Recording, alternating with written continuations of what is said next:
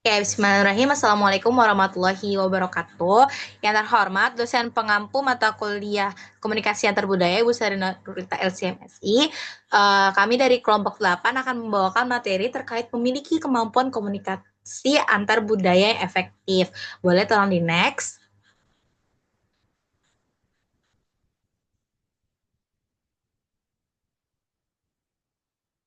Oke, kami beranggotakan 5 orang, yaitu saya sendiri, Suatu Nasana, Aisyah, Hanifah Haliha, Sarah, dan Habibi. Boleh di next. Oke, di era globalisasi saat ini, interaksi antara individu dari berbagai latar belakang budaya sudah menjadi bagian dari kehidupan sehari-hari. Dalam lingkungan kampus, tempat kerja, organisasi, hingga media sosial, kita berhadapan dengan cara berpikir, nilai, bahasa, dan gaya komunikasi yang berbeda-beda. Nah, perbedaan ini tuh nggak hanya memperkaya pengalaman sosial, tapi juga menuntut kemampuan untuk berkomunikasi secara efektif agar tidak terjadi kesalahpahaman atau miskomunikasi. Kemampuan komunikasi antar budaya menjadi penting karena banyak persoalan sosial muncul akibat miskomunikasi, stereotip, dan kurangnya pemahaman terhadap cara berkomunikasi kelompok lain. Contoh yang sering terjadi antara lain adalah salah tafsir bahasa nonverbal, penggunaan bahasa yang terlalu langsung atau terlalu halus, atau ketidakpekaan terhadap norma budaya tertentu.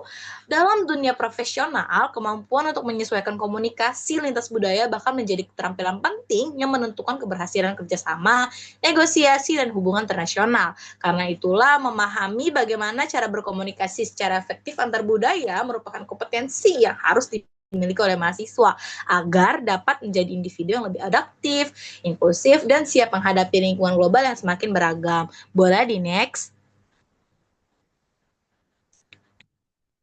Oke, kita masuk ke dalam definisi komunikasi antar budaya. Yang pertama itu, menurut Samovar Porter, komunikasi antar budaya adalah proses pertukaran pesan antara orang-orang yang berasal dari latar belakang budaya yang berbeda, yang mana perbedaan tersebut mempengaruhi bagaimana sih pesan itu dikirim, diterima, dan ditafsirkan. Menurut Larry A. Samovar, komunikasi antar budaya adalah interaksi simbolik antara individu dari budaya yang berbeda yang dipengaruhi oleh nilai, kepercayaan, dan norma budaya masing-masing. Menurut William B. Goodikins, komunikasi antar budaya adalah komunikasi yang terjadi ketika pengirim dan penerima pesan berasal dari budaya yang berbeda yang mempengaruhi persepsi dan perilaku komunikatif mereka. Intinya, komunikasi antar budaya adalah interaksi antara orang-orang dari budaya berbeda yang dipengaruhi oleh nilai, norma, gaya bicara, bahasa, dan cara berpikir masing-masing budaya. Boleh di next? Definisi kompetensi komunikasi antar budaya atau intercultural communication competence. Menurut Spitzberg dan Kengnan pada tahun 2009, kompetensi komunikasi antar budaya adalah kemampuan untuk berinteraksi secara efektif dan tepat dengan orang-orang dari budaya lain. Menurut Dierdorf tahun 2006, kompetensi antar budaya adalah kombinasi dari pengetahuan, keterampilan, sikap, dan kesadaran diri yang memungkinkan seseorang berkomunikasi secara efektif dalam konteks lintas budaya. Menurut Goodikans dan Kim, kompetensi antar budaya mencakup kemampuan individu untuk mengelola kecemasan, mengurangi ketidakpastian, dan menyesuaikan komunikasi sesuai harapan budaya lain. Yang intinya, kompetensi komunikatif antar budaya adalah kemampuan seseorang untuk berkomunikasi secara efektif, tepat, dan sensitif dengan orang lain yang memiliki latar budaya yang berbeda melalui penguasaan pengetahuan, sikap terbuka, keterampilan adaptasi, dan kesadaran budaya. Boleh di next?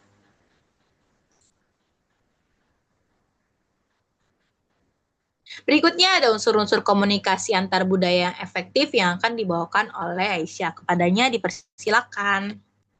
Oke, baik. Berikutnya ada 3 unsur komunikasi antar budaya yang perlu diperhatikan agar komunikasi kita berjalan secara efektif. Yang pertama yaitu pengetahuan, kedua skill, dan tiga keterampilan. Nah, kita bahas satu persatu. Yang pertama yaitu pengetahuan.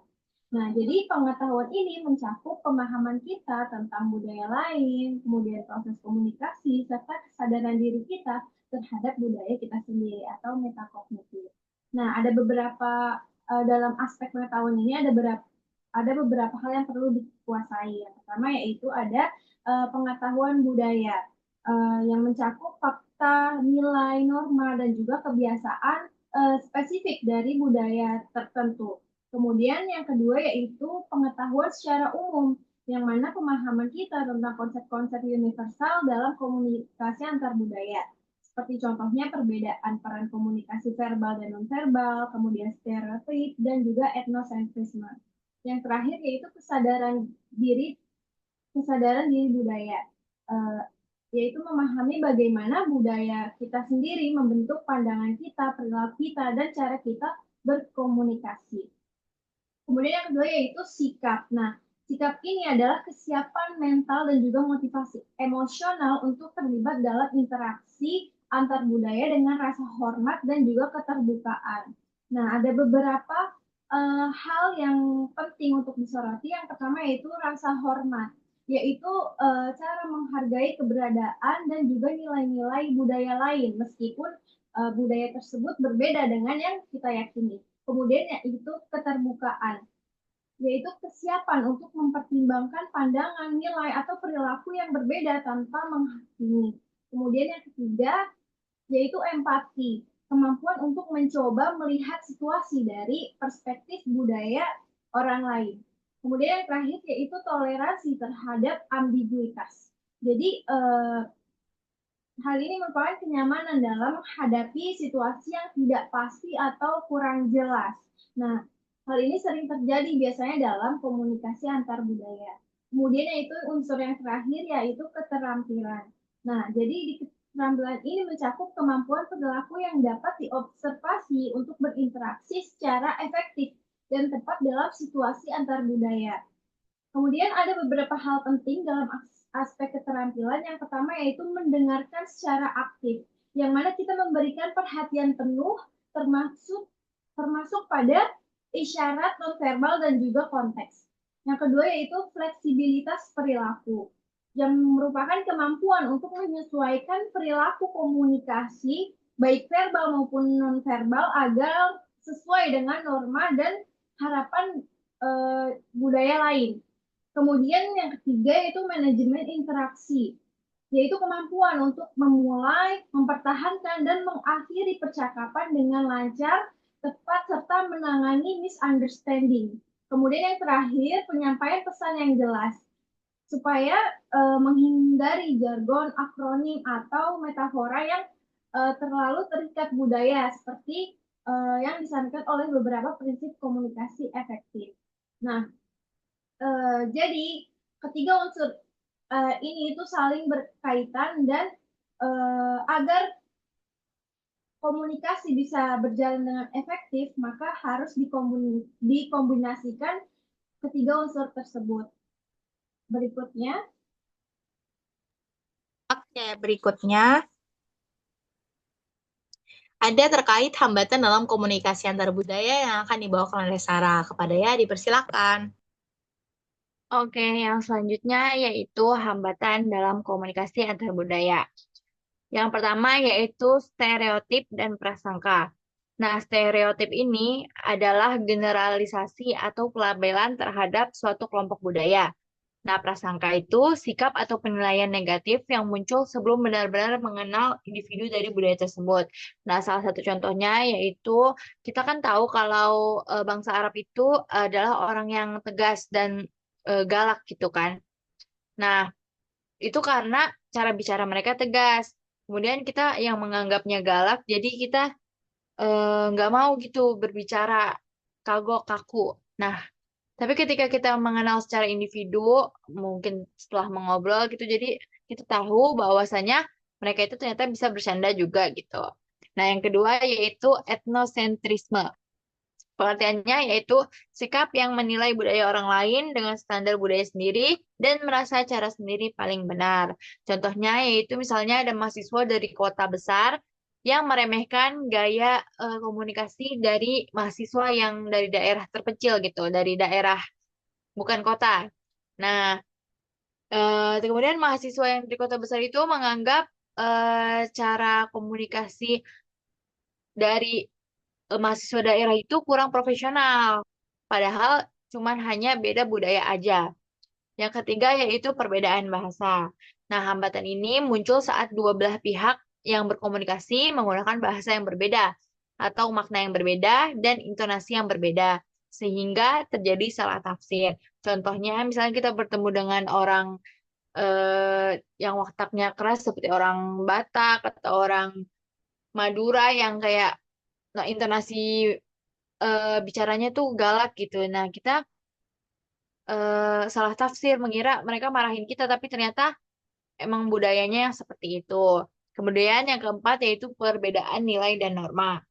Setiap budaya memiliki aturan sopan santun, batas privasi, dan nilai moral yang tidak selalu sama. Nah, perbedaan ini dapat membuat perilaku tertentu yang dianggap wajar di suatu budaya, tetapi tidak sopan di budaya lain. Contohnya, misalnya kita seperti berbicara dengan menatap mata itu mungkin menurut budaya lain itu merasa tidak sopan, membuat lawan bicaranya tidak ya, nyaman. Yang kelima yaitu perbedaan gaya komunikasi. Nah, gaya komunikasi ini ada dua, yaitu direct and indirect. Budaya direct itu berbicara apa adanya dan to the point. Nah, yang kedua yaitu indirect, menyampaikan maksud secara halus, menjaga perasaan, dan sering menggunakan konteks ya. Banyak basa-basi gitu. Nah, contohnya itu misalnya budaya lain ini, misalnya rekan kerja dari Belanda mengatakan, saya nggak setuju sama ide kamu gitu. Nah, rekan dari Indonesia merasa tersinggung, padahal di budaya Belanda itu hal biasa dalam diskusi profesional. Yang keenam yaitu culture shock dan adaptasi. Nah, culture shock ini adalah perasaan bingung, sedih, atau tertekan ketika menghadapi budaya baru. Nah, adaptasi adalah proses belajar yang menyesuaikan diri dengan lingkungan itu. Contohnya, pelajar Indonesia yang tinggal di Arab itu kaget karena lingkungannya eh, lebih ramai di malam hari. Jadi kehidupannya itu dimulai di malam hari karena orang-orang Arab itu lebih memilih untuk istirahat di siang hari. Nah, ia merasa aneh pada awalnya karena di Indonesia kan kita mulai kehidupan itu pagi-pagi. Nah, ini merasa aneh karena ramainya tuh di malam hari. Namun ketika lama-lama mulai terbiasa dengan rutinitas tersebut. Oke, selanjutnya.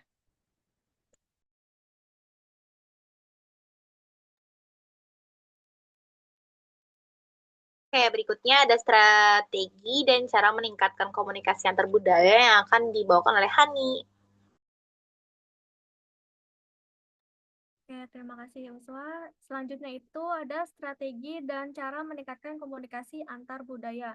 Pertama yaitu yang A adalah strategi kognitif atau pemahaman dan pengetahuan.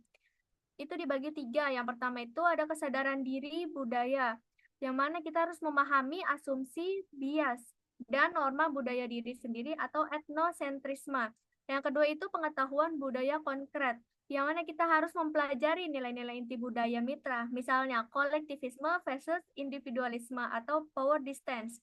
Dan yang ketiga yaitu sensitivitas konteks, yang mana kita harus memahami perbedaan gaya komunikasi, tinggi konteks, dan rendah konteks. Selanjutnya, strategi yang kedua itu adalah strategi efektif, yang mana kita melibatkan dalam sikap dan emosi. Nah, terbagi dari tiga nih strategi efektif. Yang pertama, ada empati dan perspektif. Cobalah memahami bagaimana suatu pesan diinterpretasikan dari sudut pandang budaya mitra atau budaya yang berbeda. Dan yang kedua, itu ada toleransi terhadap ambiguitas, yang mana kita harus mengembangkan kesabaran terhadap ketidakpastian dan situasi yang tidak jelas dalam berkomunikasi antar budaya. Dan ketiga itu ada keterbukaan pikiran. Nah, di sini kita harus menghindari penilaian cepat atau stereotip yang sudah disebutkan oleh Sarah tentang hambatan-hambatan dalam komunikasi antar budaya. Oke, yang terakhir itu ada strategi perilaku atau dari tindakan nyata. Nah, kita ini dapat menyesuaikan atau menggunakan penyesuaian bahasa nonverbal, yang mana kita dapat mengamati dan adaptasi bahasa tubuh dari masing-masing orang yang kita ajak untuk komunikasi. Nah, kemudian yang kedua adalah pendengaran yang aktif, kita itu harus fokus pada makna yang tersirat, terutama dalam budaya hak konteks dan bukan hanya pada kata-kata yang diucapkan. Dan terakhir, yaitu umpan balik yang jelas, yang mana menggunakan teknik klarifikasi gitu. Apabila ada sesuatu yang belum dipahami dari masing-masing anggota yang berkomunikasi. Nah, slide selanjutnya itu membahas solusi yang relevan untuk menghadapi masalah komunikasi antar budaya.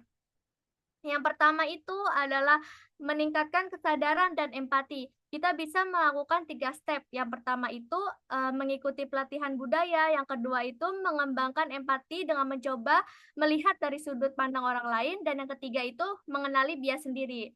Nah, poin yang kedua solusinya adalah peningkatan kemampuan komunikasi. Nah, kita ini dapat menggunakan 4 poin. Yang pertama, menggunakan bahasa sederhana. Yang kedua, menggunakan verifikasi pemahaman dari setiap orang yang berbicara. Yang ketiga itu memperhatikan komunikasi nonverbal. Dan terakhir itu jaga sikap beserta sabar dalam berkomunikasi. Nah, solusi yang ketiga itu ada membangun jembatan budaya. Ini ada 3 poin. Yang pertama itu membuat aturan komunikasi bersama. Yang kedua itu menggunakan peran jembatan budaya bila diperlukan. Dan yang ketiga itu menekankan tujuan bersama gitu antar sang berkomunikasi.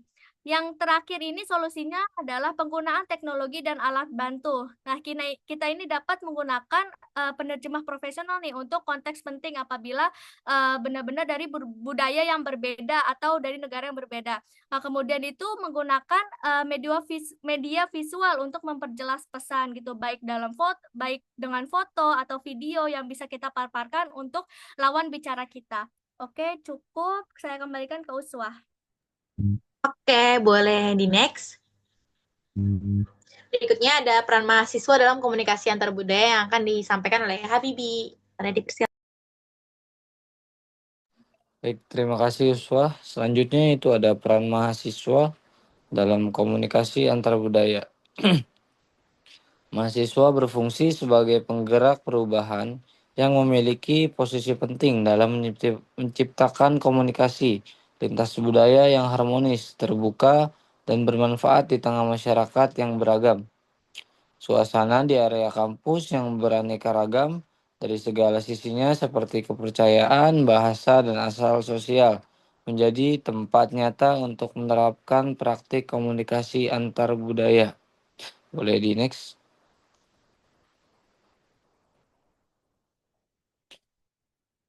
Di sini ada poin-poin penting mahasiswa dalam komunikasi antar budaya. Yang pertama itu sebagai jembatan antar budaya. Mahasiswa berperan sebagai penghubung antara individu dan kelompok dari latar belakang mereka yang berbeda dalam organisasi, diskusi kelas, maupun kegiatan sosial yang lain. Mahasiswa dapat menjadikan mediator yang menumbuhkan saling pengertian dan toleransi. Yang kedua yaitu ada sebagai agen literasi budaya. Sebagai mahasiswa memiliki tanggung jawab untuk mempelajari, memahami, dan menyebarkan pengetahuan tentang keberagaman budaya, baik melalui diskusi, media sosial, maupun kegiatan akademik. Literasi budaya ini penting untuk mencegah lahirnya stereotip dan prasangka. Yang ketiga yaitu ada sebagai teladan komunikasi yang etis dan humanis. Mahasiswa dituntut menampilkan sikap sopan, empatik, terbuka, dan saling menghargai dalam berinteraksi lintas budaya. Sikap ini mencerminkan komunikasi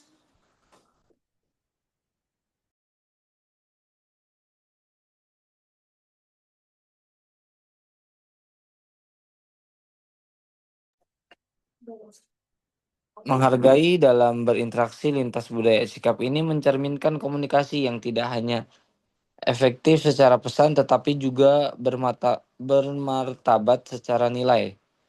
Yang keempat itu sebagai penggerak toleransi dan moderasi beragama.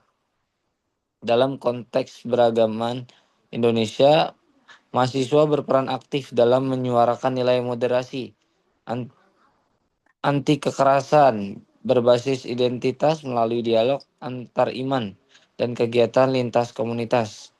Terakhir yaitu ada sebagai pengelola konflik sosial secara damai.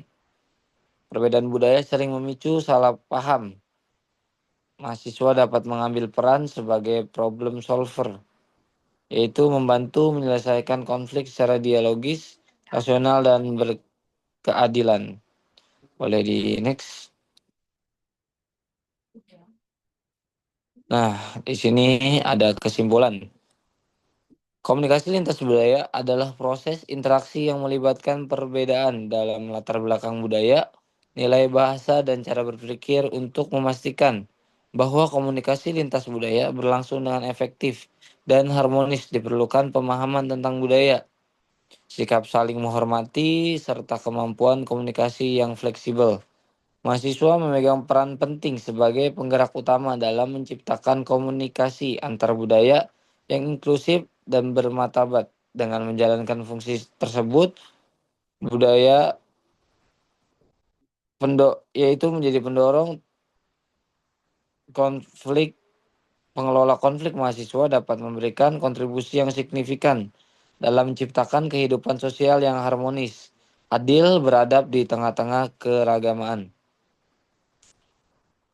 Oleh karena itu, keberhasilan komunikasi lintas budaya tidak hanya bergantung pada teori, tetapi juga pada kesadaran, sikap, dan keterlibatan aktif mahasiswa dalam kehidupan sehari-hari. Saya kembalikan kepada Uswah. Oke, terima kasih Habibie telah menyampaikan materinya. Terima kasih teman-teman kelompok 8 telah membantu saya untuk mempresentasikan. Cukup dari kelompok 8. Mohon maaf apabila ada kesalahan kata. Wassalamualaikum warahmatullahi wabarakatuh.